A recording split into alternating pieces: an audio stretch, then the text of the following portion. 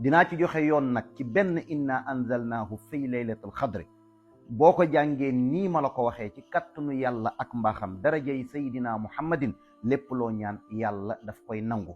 waaye nag balaa ngay ñaan mbokk xamal bu baax li ngay ñaan, ndax lépp loo ci ñaan borom bi subhaanahu wa taala dafay nangu ñaan googu.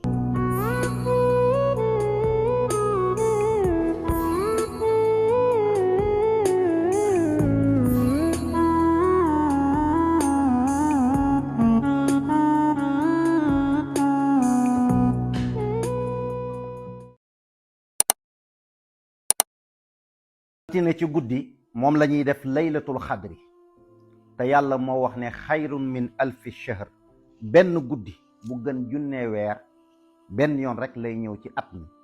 kon nag bu la at mi rawee wala ren bu la rawee déwén nga ko mën a def. bés la boo xam ne doomi aadama bi mën na cee profité àddunaam baaxee ci. ki ñàkkoon alal ci bés boobu am na yoon boo xam ne boo ci jaaree da nga am alal. ku mësta sëy am na ci yoon woo xam ne boo ko ci jaaree di nga sëy.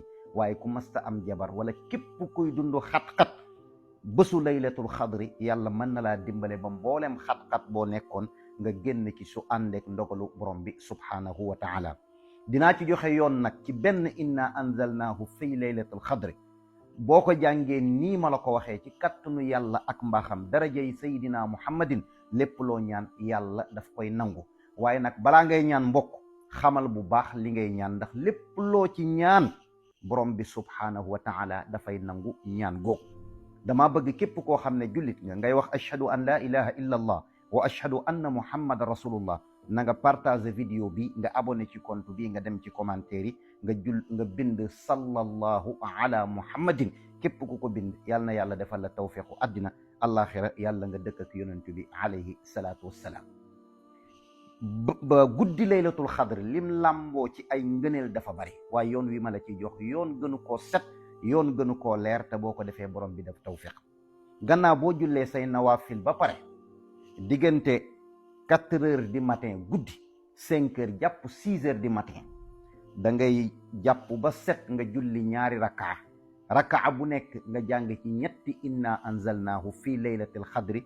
boo paree nga sëlmal, boo sëlmalee ba noppi da ngay téye sa kurus nga jàng benn inna anzalnaahu fii laylatil xadri. boo jàngee benn inna anzalnaahu fii laylatil xadri ba salaamun bi, xam nga salaamun hiya hatta matla'il fajr lañ bind, waaye boo ñëwee ba salaamun bi da ngay téye sa kurus nga def yaa salaamun yaa salaamun yaa salaamun yaa salaamun junne yoon. boo defee yaa salaamun junne yoon ba pare nga jàng salaamun hiya hatta matla'il fajr. est-ce que dégg nga bu baax Alaaji Usmaan? maanaam benn inna anzalnaahu ngay jàng, soo ñëwee ba salaamun bi da ngay wax yaa salaamun yaa salaamun yaa salaamun junne yoon. soo paree da ngay wax salaamun hiya hatta matla'il fajr. nga tàllal borom bi subhaanahu wa taala say loxo ñaan ko alal nga bëgg, doom nga bëgg, sutura nga bëgg, kër nga bëgg, oto nga bëgg, lépp luy sa bëgg-bëgg nga ñaan ko borom bi subhaanahu wa taala. tàllal sa loxo julli fajar doogu tëdd. képp ku ko def ngëneel di nga ko am, te lépp luy sa bëgg-bëgg yàlla dana la ci jàppale. wasalaamu aleykum wa rahmatullahi taala wa barakaatu.